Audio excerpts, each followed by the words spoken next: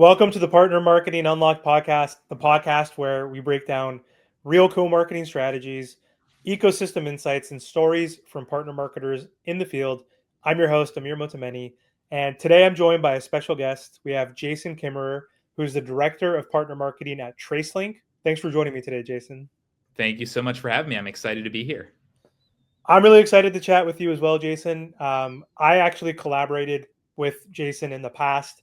We were partners technically. I worked at a company called Easy Texting. He worked at a company called Constant Contact. We were strategic ISV and referral partners. And I'm excited to have this conversation with you. And before we get into the topic for today's episode, do you want to introduce yourself real quick to the audience? Yeah, absolutely. So I'm Jason Kimmerer, Director of Partner Marketing at TraceLink. I've been in partner marketing now for about 10 years. It's been a really fun journey. I actually started my partner career on the sales side. So I worked at Paychex selling through channel partners. And that was where I first saw the power of partnerships, the warm introductions, co-selling, the credibility that comes from showing up alongside trusted partners. I found myself gravitating more towards the strategy and marketing side of partnerships, which is kind of maybe make the jump over to the partner marketing side.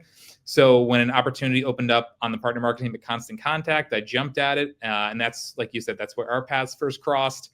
I spent 3 years there working with integration and franchise partners, and it was an incredible learning experience with an awesome team. From there, I moved over to Lakeside Software. I spent 2 years there working with global system integrators, managed service providers, and distributors. Lakeside's got a really mature partner model, and it gave me exposure to a more complex enterprise level partner motion. And then all of those roads have led me to TraceLink, where I'm coming up on 2 years here. It's been a really unique experience. To help build out a partner program. We work with GSIs, consultants, technology partners, and to shape an ecosystem that's becoming more critical to our customers and our go-to-market strategy. I love it. Any partner marketer has been doing it for like 6 to 10 years plus has definitely managed almost all different partner types within the ecosystem. So for myself, referral partners, resellers, GSIs, I've managed ISV or tech integration partners as well. So it's awesome that you have that vast experience. And so today, the topic we're going to be diving into that's I think everywhere right now is ecosystems. So not just partner programs, not just alliances, but the full ecosystem-led growth strategy. And I feel like a lot of B2B companies are talking about it, but very few people actually understand what it takes to build, activate, and scale an ecosystem. So let's jump right into the first question, Jason. You've been in the partner space long enough, as you've mentioned, for 10 plus years. So honestly, this shift into an ecosystem-led strategy didn't happen just overnight. And I think it's going to be one of the most customer value driven go-to-market strategies that partner marketers are going to be focusing on moving forward. So how have you seen partnerships evolve into full ecosystems over the years? Yeah, it's been really interesting. I mean, over the years, partnerships have definitely shifted from that, one-to-one alliance into interconnected ecosystems. So historically, partnerships were linear. It'd be two companies aligning around a joint solution or a referral model, like you had said. But today, customers really expect multi-vendor interoperable experiences instead of, an isolated partner motion. So, we see these networks of technology, services, and data providers working together to solve, a bigger, broader business outcome. So the biggest evolution is that ecosystems are no longer just programs. They're really value networks. So the focus has shifted from what can partners do for us to what can we enable together. So integrations, data flows, and co-innovation now create value that no single vendor could deliver alone. So it's really much a better together strategy. Yeah, that makes a ton of sense. Like, it's wild how much broader the scope has become from partners that just sell with us and now focusing on fully interconnected value networks. Like, ultimately, like, how can we help solve problems for our customer together, right? So I think that's great. My second question for you is, why are ecosystems becoming so important right now? What's changed in the last few years that's pushed the industry into this direction? Yeah, I think there's been 3 big major shifts that we've seen. So buyer behavior has changed. I think customers now, with just the ability to self-educate, compare ecosystems, and expect solutions to work together out of the box, they really aren't, like you said, are not buying products. They're buying outcomes across a tech stack. I think the second one is cloud and API maturity. So integrations now are easier than ever. Data sharing is more standardized, and companies expect seamless connection. Ecosystems form, ecosystems form naturally around these platforms and connect cleanly. And then the third one is the rise of category consolidations. Markets are so crowded now. Differentiation now comes from the strength of your network. So a strong ecosystem accelerates go-to-market, increases stickiness, and reduces switching costs. So ecosystems now for a lot of companies are competitive moats, and buyers see ecosystem strength as a sign of long-term viability and strength. Yeah, I can see the shift in buyer behavior, and expectations are changing for our customers. And I think it's harder to sell the standalone tools. I mean, historically, if you're working with a partner, if they're like an integrator or a GSI, they can build that custom solution, but it's all about like connecting to the platforms and tools that your customers need. So I think that platform expectation is huge, and that brings me to one of the biggest drivers of the ecosystem movement. And so I think one of the biggest drivers of ecosystem led growth has been, to your point, the rise of marketplaces or integrations. And so customers want to connect with partners that can build those joint solutions and those platforms and piece that together versus piecing together a ton of different standalone tools. So, what role do you think marketplaces and integrations play in ecosystem led growth today? Yeah, so luckily, I've seen over the last 10 years, like all different sizes of marketplaces, all different types of integrations. And so, really, I'd say that marketplaces and integrations are the operational backbone of an ecosystem-led growth. I think integrations, they really create the value, shared data flows, automated workflows, connected across different systems. Integrations are the glue that transforms partners from adjacent vendors into code delivered solutions. Like we just talked about, where that's what really the customers are looking for, are those code delivered solutions and not just individual products. And then marketplaces provide that distribution layer. They give customers a scalable, low friction way to explore, test, and adopt partner capabilities. So for ecosystem led businesses, marketplaces drive discoverability, upsell, and expansion motions.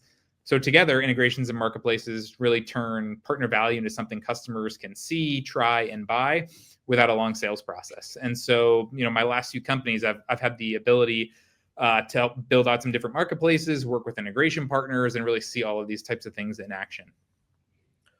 That's interesting. You said it was the backbone. Integrations and marketplaces are the backbone of the ecosystem, and I think that's true because customers go there to validate like value, and they understand you as the expert. You're on AWS marketplace, you're on Microsoft Azure, Google's marketplace. Like they're going to look and see what are the top recommended apps, like what are the other apps or integrations that other customers are leveraging. So I think it does validate their decision making process. So it's very important, and also it does decrease the sales cycle as well, having that opportunity to purchase directly through a marketplace. So I love that point.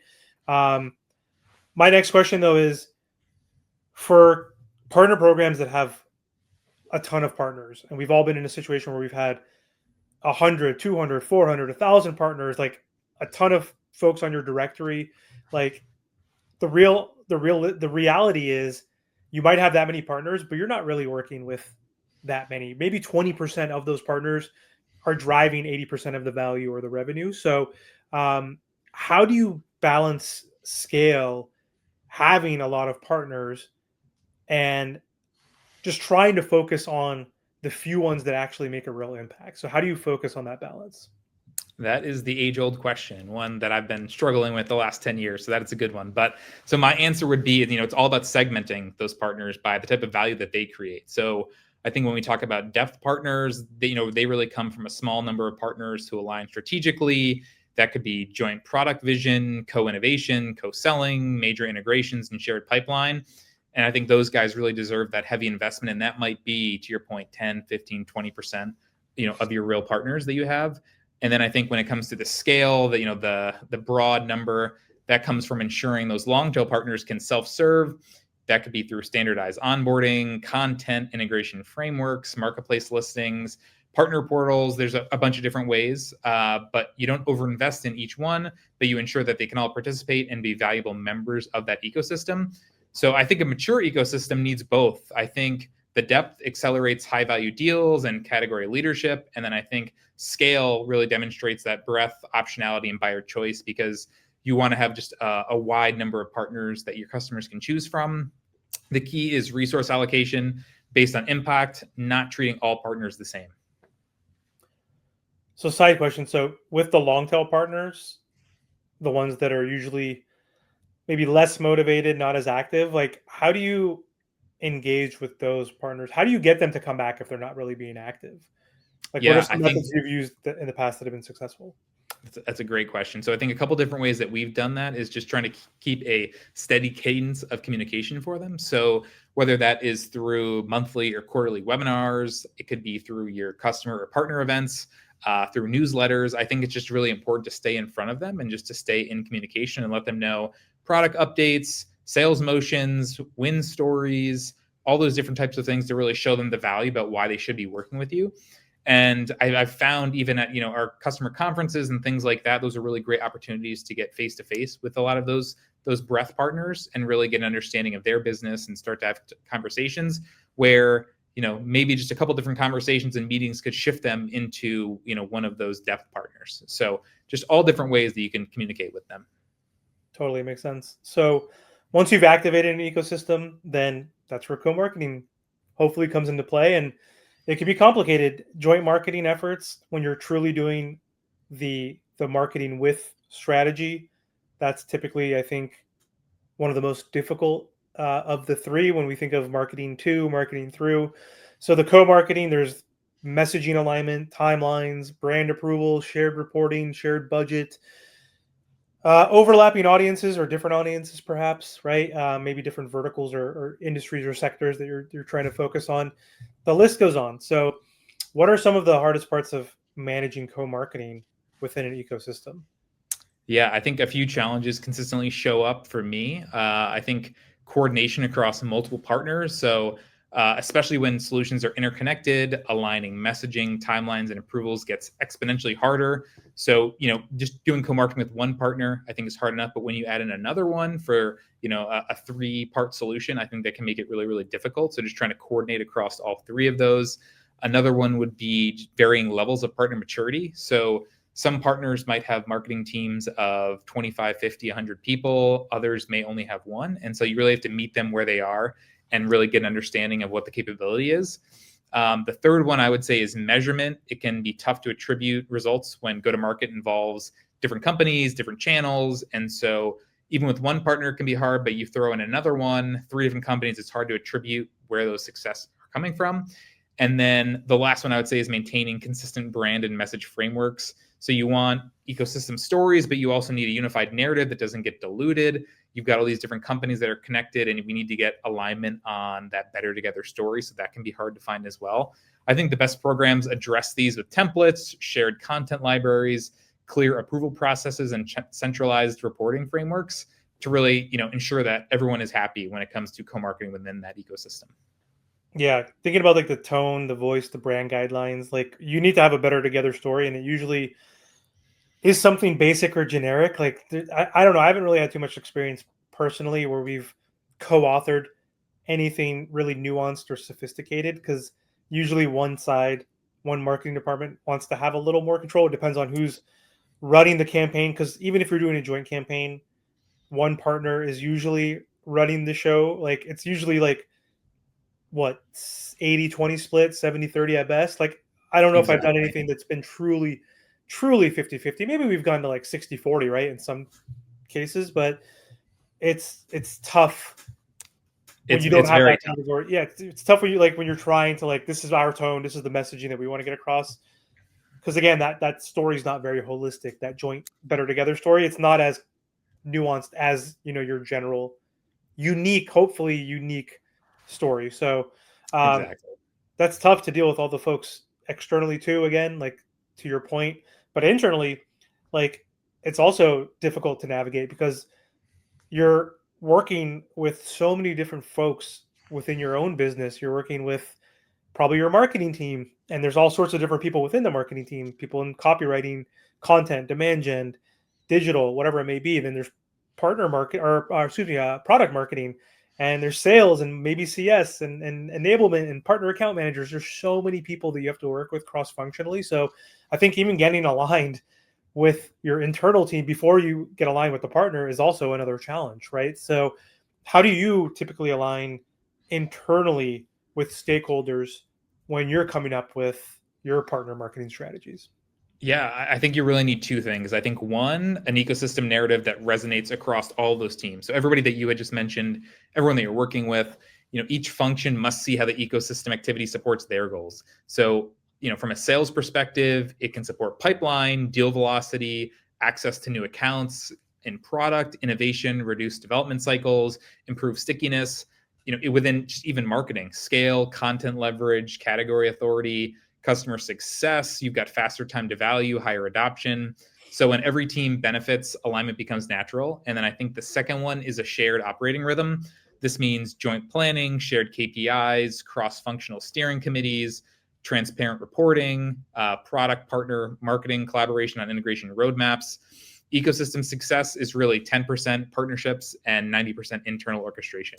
Because like you had said, there's so many different people that you're aligning with to try to get these things off the ground that you really have to be crisp and organized when you're trying to execute these things. You have to be like a project manager, like 100%. completely. And you have to be obviously very organized when you're dealing with so many different stakeholders. So I completely agree. And as ecosystems become a more focal point and go to market strategy for companies moving forward, partner marketing, the role itself is changing. And I think the skills that mattered in the past are still important, obviously, but I don't think they're enough anymore. So I think honestly, partner marketers today need to think more strategically than ever, even if you're in a role where you're the only person at the company running the entire program, where you're doing the strategy as well as the execution, right? So like but if you're at a larger company where you are doing the strategy, then you have other folks to run the execution. I still think you guys need to continuously think strategically and always brush up on new skill sets. I think AI, obviously, leveraging AI in marketing is going to be huge. So understanding what to prompt and how you can use that for productivity, I think obviously it's going to be a tool that helps us to become more productive. I don't think it's going to fully take on all the responsibilities of a marketer, and no one's going to fully trust it to write all of your copy or do all of your campaign management. But what are some skills or mindset shifts you think partner marketers need to focus on to stay relevant as ecosystems continue to grow? Yeah, I think a few key shifts that I would call out. I think one, we just talked about a little bit, would be from campaign executor to ecosystem strategist. So partner marketers really need to understand product, integrations, marketplace mechanics, and the revenue model behind the partner motions. I think you really need to have a good understanding of all of these things. Like you had said, almost, a product manager, just because there's so many different pieces when it comes to some of these things. I think another one would be data fluency. Ecosystems run on signals, so that could be intent data, product usage, integration adoption, partner overlap metrics. So to be able to analyze and act on these is critical. Multi-stakeholder management, we talked about this today. This includes cross-functional alignment internally and managing multiple partners simultaneously. Outcome-oriented messaging, ecosystem marketing is a solution first, not product first. So you articulate the combined value, not just your own features, that better together story. And then comfort with co-creation. I think you're orchestrating, shared storytelling, shared content, shared demand. So you don't own that full narrative anymore. There's somebody that you're doing that with. And then I think to your point, like you had said, AI, I think is just so important. It's moving so quickly. You need to be using it every day, learning, interjecting your own voice and not relying on it too heavily. I think the partner market of the future is part strategist, part product marketer, part operator, and part ecosystem architect. That's some great insight. And honestly, I think any partner marketing, hopefully listening to this podcast, are really going to resonate with all of that, because the role is changing fast. And I think this was a great, incredible deep dive. So thank you so much, Jason, for breaking this all down. And I think ecosystem led growth can feel overwhelming for a lot of partner marketers. And I think the way you explain the evolution, the strategy, the skills needed moving forward is super valuable. So for everyone listening, I hope you took away as much as I did. The partner landscape is changing fast, and conversations like this help us stay ahead of it. So if you did enjoy this episode, make sure to follow the Partner Marketing Unlocked podcast and don't miss any future podcasts and shows. And also, if you want to find Jason online, you can search his name right here, follow him on LinkedIn. So thank you again, Jason, for your time. I really appreciate it. Thank you very much. I appreciate it.